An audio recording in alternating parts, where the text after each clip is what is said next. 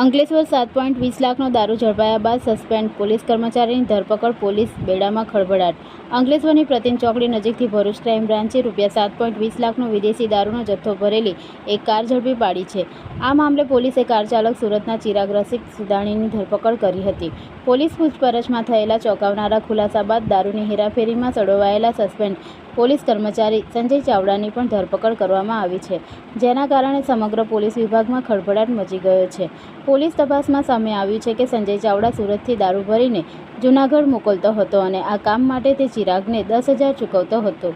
ઉલ્લેખનીય છે કે 2016માં પોલીસમાં જોડાયેલો સંજય ચાવડા વલસાડ જિલ્લામાં ફરજ બજાવતો હતો અને 2024માં પણ તે દારૂની હેરાફેરીના ગુનામાં ઝડપાયો હતો.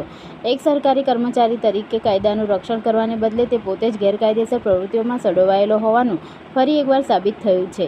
એક તરફ સરકાર દારૂબંધીના કડક અમલનો દાવો કરી રહી છે, ત્યારે પોલીસ વિભાગના જ એક સસ્પેન્ડેડ કર્મચારીની દારૂની હેરાફેરીમાં સંડોવણી સામે આવતા અનેક સવાલો ઊભા થયા છે. કાયદાનું રક્ષણ કરવાની જવાબદારી ધરાવતા વ્યક્તિ દ્વારા જ કાયદાનું ઉલ્લંઘન થતું હોવાથી પોલીસની કામગીરી સામે શંકાની સૂઈ ચિંધાઈ છે.